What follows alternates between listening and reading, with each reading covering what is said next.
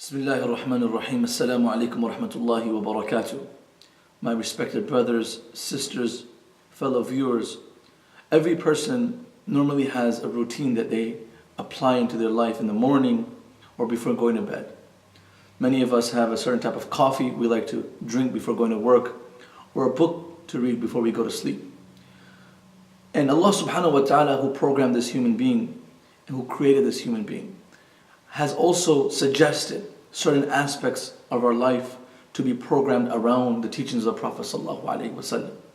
The Prophet sallallahu alaihi wasallam narrated in a hadith that he's wished that every believer has Surah Tabarak alladhi memorized by heart.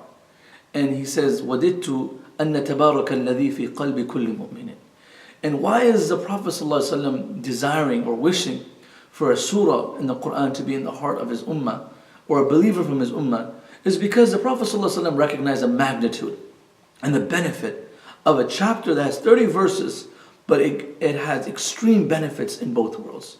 The Prophet ﷺ said, narrated by Abu Hurairah radiallahu anhu, Surah min al-Quran, 30 ayah. There's a surah in the Quran that's 30 verses, and there's surah تَشْفَعُ لِصَاحِبِهَا حَتَّى يُغْفَرَ لَهُ. It will intercede for the reciter of the surah until this person is given forgiveness and freedom from the punishment of the fire of hell, or the punishment of Allah subhanahu wa ta'ala. Another narration by Anas radiallahu anhu, the Prophet sallallahu alaihi wasallam said, Surah min al-Qur'ani, ma hiya illa 30 ayah. There's a chapter in the Quran, it's only 30 verses. تَخَاصَمُوا لِأَهْلِهَا. And it will argue and it will defend the person that recites this, حَتَّى أَدْخَلَتُ الْجَنَّةِ, until this person is granted freedom, emancipation from the fire of Jahannam, and entered into the gardens of paradise. This is a very strong point that the Prophet ﷺ knows the benefits and wants the ummah to apply this benefit, because he is eager to see each person from his ummah saved from the fire of Jahannam. Tabarak alladhi biyadil mulk is a small surah. Reciting it before going to sleep, هي المانعة. The Prophet ﷺ said, whoever reads Tabarak alladhi before going to sleep, this surah will protect this individual from the punishment of the grave, and eventually it will protect this individual from the punishment of the next life. And when we think about punishment, right away we don't want to listen anymore. We're like, punishment? That's scary. That brings fear into my heart. Allah is merciful. But these are supplications that the human being from the ummah to the Prophet ﷺ have been requested and suggested to apply, because this is certain. This is something that we need to be concerned about. And in this surah, there are a few points that I like to share with myself and the audience.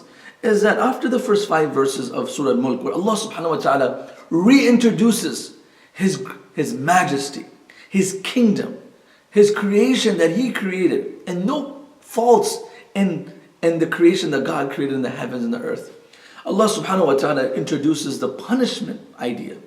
And He says, وَلِلَّذِينَ كَفَرُوا بِرَبِّهِمْ عَذَابُ جَهَنَّمْ وَبِئْسَ الْمَصِيرُ. And for those who deny and disbelieve in Allah subhanahu wa ta'ala, they have an evil abode. وَبِئْسَ الْمَصِيرُ. And He speaks about the concept and the vision of when people will be thrown into this horrible, terrifying fire of hell. Says, when they're brought, إِذَا أُلْقُوا فِيهَا سَمِعُوا لَهَا. When they're brought to this fire, شَهِيقًا وَهِيَ تَفُورُ. The fire of Jahannam will make this ugly sound, horrifying noise. And the Mufassirin say that shahiq is the worst sound of the people of Jahannam. And the people of Jahannam are going to hear this constantly. And every time, كُلَّمَا أُلْقِيَ فِيهَا فَوْجٌ, every time a group is brought to the fire of Jahannam, they will hear this nasty, terrifying sound. And Allah says, وَهِيَ تَفُورُ. And Jahannam will be in the state of anger. And when you boil a pot, and that expression of the water where it's about to erupt, that will be the expression of Jahannam when people are poured into the fire of hell. And then Allah says, adds more depiction to this. تَكَادُ تَمَيَّزُ مِنَ الْغَيْظِ. It is near that the fire of hell is about to erupt out of rage and anger. Why is this happening? And the Prophet ﷺ is informing us already, this surah is a surah that saves you from the wrath of Allah, from the anger of Jahannam. تكاد تميز من الغيظ. And Allah says, كلما ألقي فيها فوج سألهم. And every time a group or an army, and Allah is saying they're being brought in groups. These are not individuals. These are groups of hundreds and thousands and millions of people who are going to be thrown into the fire of Jahannam. May Allah protect one and all. Say Ameen, brothers and sisters.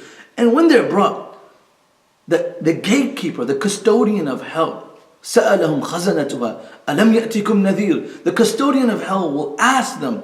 And this asking isn't so he could be, pitiful or express his mercy. This is just to insult them, to put salt over the wounds, and to make them express and feel the guilt of the opportunity they missed in this dunya in obeying Allah. سألهم خزنتها ألم يأتكم نذير. Where the custodian will ask, didn't a warner come to you and tell you about the future of Akhirah? قالوا بلى قد جاءنا نذير. And they will reply. And قالوا, and this is also brought in the past tense because it emphasizes this is inevitable. And that's the form of Allah's speech. He will bring past tense for a discussion that's going to happen in the future, which is Akhirah. قالوا بلى, of course. And the word bala is one of those Arabic words that are definite. Na'am has a la. Yes has a no. Bala, of course. There is no doubt. Bala qad ja'ana nadhir. Even the disbelievers will say, indeed, the warners had come to us. فَكَذَّبْنَا. What did we do wrong? We denied them. We disbelieved in their message. وَقُلْنَا مَا نَزَّلَ اللَّهُ مِنْ شَيْءٍ. And we said, this revelation means nothing to us. There's nothing important to us. It doesn't speak to us. It's not relevant to us. مَا نَزَّلَ اللَّهُ مِنْ شَيْءٍ.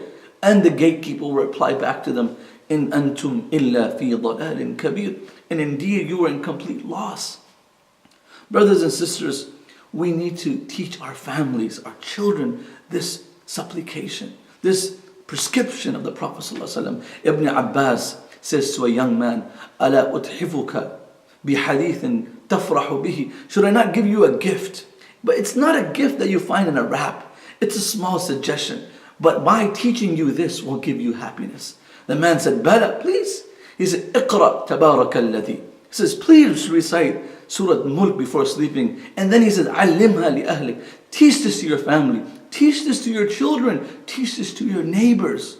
Because this surah, the effect of this can save you and I from the everlasting torture that's in the next life. So brothers and sisters, part of our routine from tonight should be, before we hit our head on our pillow, we recite Surah Tabaraka Alladhi. It's short, but powerful. And everyone has things before they go to sleep. Why not add a ritual that has been suggested by the Prophet? And not only are you getting reward for it, but you're applying something that the Prophet wished everyone in his ummah had in their hearts. And that's the love of the Prophet for his ummah. And we owe to the Prophet in respect and love for him that we fulfill one of his wishes. And this was his wish. We ask Allah subhanahu wa ta'ala, not only do we fulfill one of the wishes of the Prophet sallallahu alaihi wasallam, but we live up to the challenge of living in this society, and we're able to please Allah subhanahu wa ta'ala and become examples for many more. Jazakumullahu khair wa akhiru ta'wana alhamdulillahi rabbil alamin.